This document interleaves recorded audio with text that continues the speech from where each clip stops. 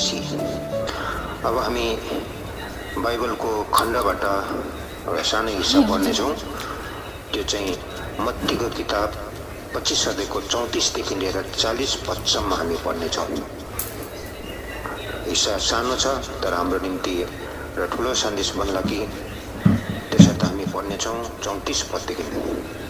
तब राजाले आफ्नो दाहिने हातपट्टि हुनेहरूलाई भन्नेछन्, मेरो पिताका धन्यजनहरू हो, आओ संसारको उत्पत्तिदेखि तिमीहरूको निम्ति तयार पारिएको राज्यको अधिकारी हो। किनभने म भोकाएको थिएँ र तिमीहरूले मलाई खान दियौ, म तिर्खाएको थिएँ र तिमीहरूले मलाई पिउन दियौ, म परदेशी थिएँ र तिमीहरूले मलाई भित्र लग्यौ, म नाङ्गो थिएँ र तिमीहरूले मलाई वस्त्र पहिरायौ, म बिरामी थिएँ र तिमीहरूले मलाई भेट्न आयो, म जेलखानामा थिएँ र तिमीहरू म कहाँ आयो। तब ती धर्मीहरूले उहाँलाई यसो भन्दै जवाब दिनेछन्, हे प्रभु, हामीले तपाईँलाई कहिले भोकाएका देख्यौँ र खुवायौँ, वा तिर्खाएको देख्यौँ र पिउन दियौँ? हामीले तपाईँलाई कहिले परदेशी देख्यौँ र भित्र लग्यौँ, वा नाङ्गो देख्यौँ र वस्त्र पहिरायौँ? अथवा हामीले तपाईँलाई कहिले बिरामी देख्यौँ अथवा जेलखानामा देख्यौँ र तपाईँ कहाँ आयौँ? अनि राजाले जवाब दिएर तिनीहरूलाई भन्नेछन्, म तिमीलाई साँचो भन्दछु, मेरो यी भाइहरूमध्ये सानोभन्दा सानो एउटालाई तिमीहरूले जे जति गर्यौ त्यो तिमीहरूले मलाई नै गर्यौ। प्रभुले पढाइमा आशिष दिएकोन् र हामीले पढेको यो भागमा चाहिँ यहाँनिर यस प्रकारले वर्णन गरिएको कुराहरू हामीले पढ्यौँ। त राजाले दाहिने हातपट्टि हुनेहरूलाई भन्नुभएको कुरा, राजा चाहिँ हाम्रो परमेश्वर हुनुहुन्छ र उहाँले भन्नुहुन्छ र एउटा सानो गरिबलाई एउटा यस प्रकारले बिरामीलाई आज जसले खान दियो, जसले पिउन दियो, जसले पहिरायो, त्यो तिमीले मलाई नै गर्यौ भनेर भन्नुहुन्छ। यसकारण आजको संसारमा हामीले यस प्रकारको सेवा पनि एउटा अमूल्य सेवा रहेछ, जो चाहिँ त्यो गरिबहरूले होइन रहेछ तर प्रभुलाई गरेको रहेछ भन्ने कुरा यहाँनिर परमेश्वरको वचनमा बताउनुहुन्छ। त्यसर्थ यहाँनिर किनभने परमेश्वर प्रेम हो, जससँग प्रेम छ यस प्रकारले अरूको दुःखहरूले उसले बुझ्छ, जसको प्रेम छैन उसँग परमेश्वर हुनुहुन्न। हेर्नुहोस्, बरु पशु प्राणीहरूले एक दूसराको दुःख बुझ्छ, आपसमा कसै प्रेममा बनिरहन्छ। यो पशु प्राणीलाई हेर्नुहोस्, हामीलाई केही शिक्षा सन्देश निश्चय मिल्ने नै छन्। हामी मानिसहरू हौँ, पशु होइनौँ। यसर्थ यो थोरै तपाईँले यसमा ध्यान दिनुहोस्।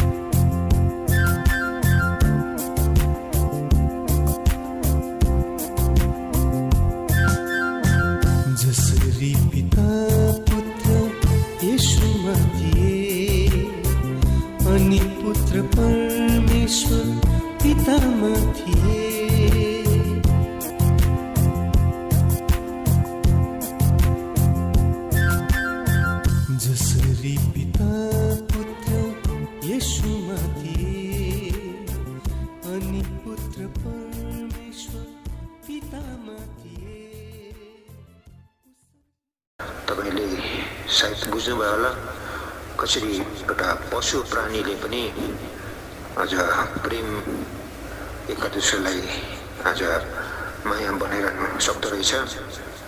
र यस्तै प्रकारले हामी अब प्रेरितको किताबमा पनि एउटा पद हामी पढ्नेछौँ। यहाँनिर प्रेरित 2 अध्यायको 45 पदमा यस प्रकारले लेखिएको छ।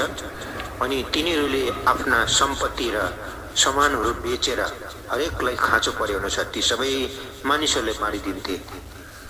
र यो प्रेरितहरूको जमानामा यस प्रकारले आज प्रभुको जनहरूले एकतामा भएर एक दूसराको दुःखमा दुखी सुखमा सुखी बनेर उहाँहरू सेवा गरिरहनु रहेछ। आफ्नो भन्ने केही थिएन, साझा थियो भनेर यहाँनिर परमेश्वरको वचनमा बाइबलमा बताएको छ।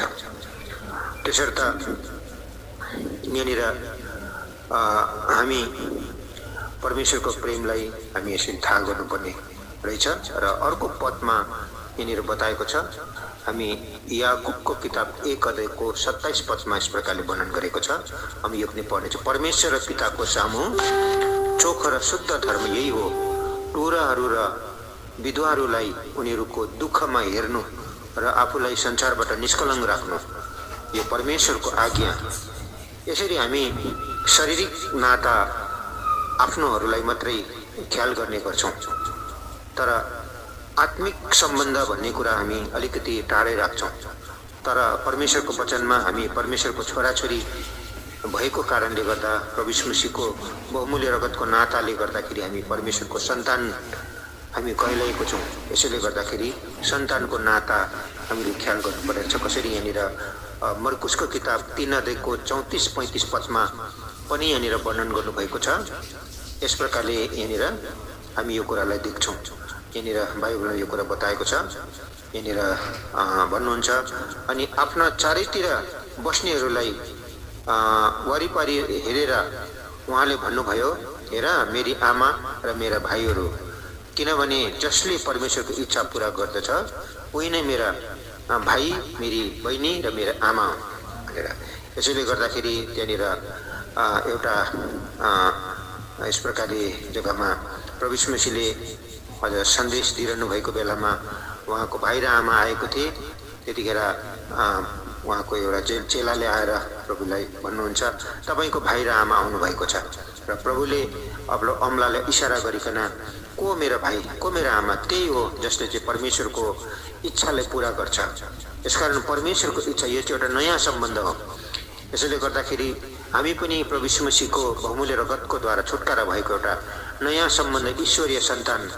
यसैले गर्दाखेरि जसरी हाम्रो शारीरिक सन्तानलाई हामी देखरेख गर्छौँ, हेर्छौँ, खुबै ख्याल गर्छौँ, त्यसरी नै हामी ईश्वरीय नाता सम्बन्धमा पनि ख्याल गर्नु हामीलाई अनिवार्य रहेछ भन्ने कुरा परमेश्वरको वचनले हामीलाई बताउँदछ। त यहाँनिर यस प्रकारले आजसम्म यस प्रकारले आत्मिक नातालाई यस प्रकारले अपरिचित को भनेर हामी ठान्छौँ। तर गरिब छ, भोकै छ, त्यसलाई हामी वास्तै गर्दैनौँ। जब हामी त्यस्ताहरूलाई वास्ता गर्छौँ त्यही नै शुद्ध धर्म हो। भलाइ गर्नु जानेर पनि गर्दैनन् त्यो पाप हो भनेर प्रभुको वचनमा गलती किताब 6 अध्यायको 9 पदमा बताएको छ। 6 अध्यायको 9 पदमा, यदि हामी भलाइ गर्नु नथाकौँ किनकि हरेस खाएनौँ भने हामीले ठिक समयमा कटनी गर्नेछौँ। यसकारणले गर्दाखेरि हरेस खाएनौँ भने हामीले ठिक समयमा कटनी गर्नेछौँ भनेर परमेश्वरको वचनमा बाइबलले बताउँदछ। यसैले गर्दाखेरि जति पनि हामी प्रभुको जनहरू भलाइ गर्नको लागि हामी तत्पर रहनु र एक दूसराको ख्याल गर्नु, दुःखमा दुखी हुनु, एक दूसराको वास्ता गर्नु हामीलाई अति नै आवश्यक। त्यो कुरा चाहिँ हाम्रो निम्ति एउटा यस प्रकारले शुद्ध धर्म र धार्मिकताको काम र यीशु ख्रीष्टको एउटा नम्रता र नमुना पनि हो भन्ने कुरालाई हामी थाहा गर्न सक्छौँ। यस प्रकारले यहाँनिर त्यो कुरो चाहिँ आज हाम्रो निम्ति एउटा सेवा हो, जुन सेवा मात्रै हामी एक दिन यो संसार छोडेर गए तापनि त्यो सेवा चाहिँ हामी लगेर जानेछौँ भन्ने कुरा परमेश्वरको वचनमा बाइबलले बताउँदछ। यसले गर्दाखेरि त्यो नै हामीले पाउनेछौँ भन्ने कुरा परमेश्वरको वचन, त्यो हराउने छैन भन्ने कुरा परमेश्वरको वचनमा पाउँछ। यसका हिब्रूको किताब 6 अध्यायको 10 पदमा परमेश्वरको वचनमा भन्नुहुन्छ, किनकि परमेश्वर तिमीहरूका काम र प्रेमको परिश्रम भुलिदिने अधर्मी हुनुहुन्न, जो चाहिँ तिमीहरूले पवित्र जनहरूको सेवा गरिरहेर सेवा गरिरहेर उहाँका नामका निम्ति देखाएका छौँ भनेर परमेश्वरको वचनमा भन्नुहुन्छ। यसैले गर्दाखेरि यो सेवा चाहिँ आज गुम्ने होइन अथवा हराउने होइन रहेछ। यसले गर्दाखेरि पवित्र जनको निम्ति भनेर परमेश्वरको वचनमा बाइबलले बताउँदछ। यस प्रकारले यहाँनिर भन्नुहुन्छ अब है एक गिलास चिसो पानीको पनि हिसाब राखी इनाम दिनुहुन्छ र मत्तीको किताब 10:42 परमेश्वरको वचनमा भन्नुहुन्छ। आफ्नो दुःख यस प्रकारले आफ्नो दुःख दर्दलाई मात्र महसुस गर्छौं हामीले है। आउनुहोस् आज हामी अरूको दुःख दर्दलाई महसुस गर्ने नै एउटा साँचो इन्सान हो। यो सानो कथालाई आज सुन्नुहोस्, जो चाहिँ हिन्दीबाट तपाईलाई बताइरहेको छौं, ध्यान दिइकन सुनाती हूँ आपको मोहन काका की कहानी, जो माधोपुर और आसपास के इलाके में कई सालों से चिट्ठियां बांटा करते थे। हर घर को लगभग जानते सा थे। एक दिन जब डाक मिली मोहन काका को तो उसमें एक चिट्ठी थी, जो कि थी तो माधोपुर के पास की ही, लेकिन उस पते पर उन्होंने पहले कभी चिट्ठी नहीं दी थी, जानते नहीं थे उस घर में किसी को। दिन भर सारी डाक सारी चिट्ठियां बांटने के बाद उस पते को ढूंढते हुए पहुंचे। दरवाजे की घंटी बजाई तो अंदर से आवाज आई, कौन? इन्होंने आवाज दी, पोस्टमैन। तो अंदर से एक लड़की की आवाज आई कि चिट्ठी दरवाजे के नीचे से डाल दीजिए। मन ही मन इन्होंने सोचा कि बताओ, मैं चिट्ठी लेकर इतनी दूर आ सकता हूँ और ये महारानी दरवाजे तक नहीं आ सकती हैं। थोड़ा खींचते हुए इन्होंने कहा कि देखिए रजिस्ट्री है, साइन करना पड़ेंगे, बाहर आइए। उसने कहा ठीक है, आती हूं। अंदर से ऐसी आवाज आई। उसके काफी देर बाद भी कोई बाहर नहीं आया तो ये मतलब काफी अधीर हो गए, काफी इरिटेट हो गए और जोर जोर से दरवाजा पीटते हुए कहा कि मेरे पास एक ही काम नहीं है, और भी चिट्ठियां डाक बांटनी है, जल्दी आइए। इतने में जब दरवाजा खुला तो मोहन काका आके होश उड़ गए, क्योंकि सामने एक 10-12 साल की लड़की थी जिसके दोनों पैर कटे हुए थे। किसी तरह घिसट कर दरवाजे तक आकर दरवाजा खोली थी और बोली, माफ कीजिएगा, मुझे आने में जरा देर सी हो गई। मोहन काका को बहुत शर्मिंदगी हुई अपने व्यवहार की और उन्होंने कहा कोई बात नहीं, रजिस्ट्री दी, साइन कराई और वहां से चले गए। 8-10 दिन बाद फिर से उसी पते की जब चिट्ठी आई तो मोहन काका ने एड्रेस पर पहुंचकर डोरबेल बजाते हुए बाहर से ही आवाज दी कि चिट्ठी आई है और आज साइन करने की भी जरूरत नहीं है, दरवाजे के नीचे से डाल दूं। तो अंदर से लड़की की आवाज आई कि नहीं नहीं रुकिए, मैं आ रही हूं। दरवाजा खुला, लड़की ने चिट्ठी ली और साथ में एक गिफ्ट दिया, एक तोहफा, और बोली काका ये आपके लिए, चिट्ठी के लिए शुक्रिया। काका ने शर्मिंदा होते हुए वो ले तो लिया तोहफा, लेकिन कहा कि इसकी क्या जरूरत थी। बोली नहीं नहीं, ये आपके लिए है, लेकिन इसको घर जाकर ही खोलिएगा। घर जाकर जब काका ने उस तोहफे को खोला तो पता है उसमें क्या था? उसमें एक जोड़ी चप्पलें थी। मोहन काका सालों से पूरे गांव में बिना चप्पलें पहने चिट्ठियां बांटते थे, लेकिन किसी ने नोटिस नहीं किया था, किसी ने उस तरफ ध्यान नहीं दिया था। और ये नन्ही सी बच्ची जिसके खुद के पैर नहीं हैं, उसने इनकी तकलीफ को समझकर उन्हें चप्पलें गिफ्ट की। कलेजे से चप्पलों को लगाकर बहुत रोए मोहन काका। एक्चुअली अगर हम इंसान है ना, तो हमारा संवेदनशील होना, सेंसिटिव होना जरूरी है, वरना हम कैसे इंसान हैं। आज के दौर में हर किसी को अपनी परेशानी नजर आती है, लेकिन अपनी परेशानी छोड़ जो दूसरे की परेशानी को, दर्द को महसूस कर सके, वही तो सच्चा इंसान है। एक पैर कटी हुई लड़की के दूसरे के दर्द को समझने की कहानी में बहुत बड़ा संदेश छुपा हुआ है। आइए इस मैसेज को लेते हैं, किसी का दर्द समझने की कोशिश करते हैं, किसी के नंगे पैरों को चप्पल देते हैं। 94.3 माय एफएम से मैं हूं विनी। चलो आज कुछ यो कथाले आज हामी एक दुसराको दुःखलाई कसरी हामीले देख्नुपर्छ भन्ने कुरालाई हामीले बुझ्यौं। र अब आउनुहोस्, अब आजको दुनियाँमा विशेष गरेर सारा दुनियाँमा कोरोना भाइरसको महामारीले संक्रमित छन्। लाखौंको मृत्यु भइरहेको छन्। रोकथामको लागि लकडाउन भइरहेछ। सबै कम्पनीहरू, फ्याक्ट्रीहरू सबै बन्द, सबै मानिसहरू पनि घरमै लकडाउनमा छन्। यति लामो समयसम्म कामै गर्न नपाउँदा ती हजिरा गरी खानेहरूले के खाए होला? भन्ने कुरा हामी कमसे कम अलिक हुनेहरूले सोच्नुपर्ने कुरा हो। यसकारणले कि हामी परमेश्वरको पवित्र जन हौँ, एक दूसराको भार उठाएर ख्रीष्टको व्यवस्था पूरा गरौँ। तर एक दूसराको भार उठाउन पनि धनले होइन रहेछ, तर मन चाहिँदो रहेछ। जब त्यो व्यक्तिमा ख्रीष्टको मन छ, उसकोमा जे छ,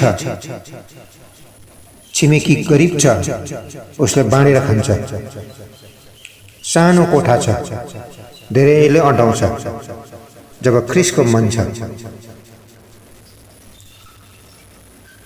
प्रशस्त हुनेहरू उहाँहरूले दिए तापनि प्रशंसा पाउनलाई सुटुक्क भेटी बक्समा हाल्दैनन्। जहाँ जिम्मेवारी थुप्रै बसेका हुन्छन् त्यहाँ ऊ आफैले भन्छ, यो मेरो 5 लाख, यो मेरो 2 लाख, यसरी कम्पिटिसन गर्छन्। यस्तो देखाउटी गर्नुभन्दा 500 एउटा गरिबलाई दिनुहोस्, दुःख बिमार गरिब विधवा अनाथलाई वास्ता गर्दै, सहयोग गर्दै, उत्साह दिँदै, रमाउँदै, हाँसेर थोरै रहेको दिन बिताउनु गल्ती हुँदैन। मुट्ठी पारेर टन्न रुपियाँ साँचेर के गर्नु, कात्रोमा खल्ती हुँदैन। मृत्यु पश्चात छोडेर जाने त हो। अब त प्रभुको आगमन एकदम नजिक छ। छोराछोरीहरूलाई माथिको लागि तयार पार्नुपर्छ। नभन्नुहोस् रहेको सम्पत्ति छोराछोरीको लागि। यद्यपि छोराछोरीको लागि सम्पत्ति छोड्नुहुन्छ भने छोराछोरीलाई पृथ्वीमै छोड्नुहुन्छ। त्यसको अर्थ हुन्छ, यद्यपि तपाईँ आफै पनि, हामी आफै पनि पृथ्वीमा छोडेर छोराछोरीलाई सम्पत्ति पृथ्वीमा उपभोग गर्नु नसोच्दा पनि हुन्छ। जब प्रभुको आगमन हुन्छ त्यतिखेर एन्टिक्राइस्टको यस प्रकारले शासन सुरु हुन्छ। त्यतिखेर हाम्रोमा भएको सबै सम्पत्तिहरू आज हामीले उपभोग गर्नु त होइन, तर त्यसको शासनमा हामी पर्नुपर्छ। यद्यपि त्यसलाई हामीले चलाउन सक्दैनौँ, हाम्रो सम्पत्तिहरू सबै लुटिनेछ त्यतिखेर। त्यो कारणले गर्दाखेरि आज यो अनुग्रहको समय हुँदा नै हामीले वास्ता गर्नु, ख्याल गर्नु, एक दूसराको यो मौका प्रभुले हामीले दिनुभएको छ। यसकारण बाइबलले हामीले अघिबाट यो कुरा हेरिसकेको छौँ। त्यसो गर्दा हुँदै हाम्रो सम्पत्ति हराउने होइन, हामी त्यो कुरा है परमेश्वरले आज पवित्र जनहरूको प्रेमको परिश्रम भुलिदिने अन्याय परमेश्वर हुनुहुन्न। संसारको कुराहरू सबै व्यर्थ भए तापनि प्रभुमा गरेको परिश्रम व्यर्थ हुँदैन। पहिलो कोरिन्थी 15:58 प्रभुको प्रतिज्ञा अनुसार। यसैले अनुग्रहको समय हुँदाखेरि नै यो काम हामीले गर्ने सौभाग्य पाएको छौँ ठानिकन हामीले गर्दै जानु परेको छ। अब यसै सन्दर्भ लिकन हामीले एक दूसराको भार उठाउनु पर्ने सम्बन्ध लिकन एउटा अझै पनि एउटा सानो भिडियो हेर्नेछौँ। त्यसको बादमा हामी अन्त गर्नेछौँ। हवस् त। जसरी पिता पुत्र येशूमा थिए अनि पुत्र परमेश्वर पितामा थिए,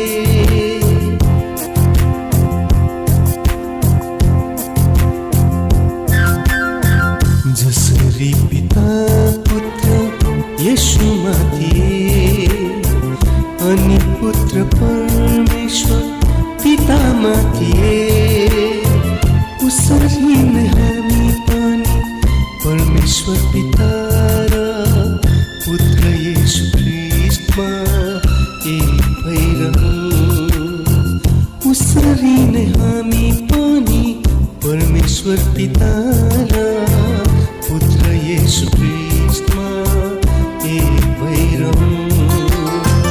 तब पिताले पुत्र येशूलाई पठाएको, तब पिताले पुत्र येशूलाई पठाएको भन्ने संसारले विश्वास निश्चय गर्नेछ, भन्ने संसारले विश्वास निश्चय गर्नेछ।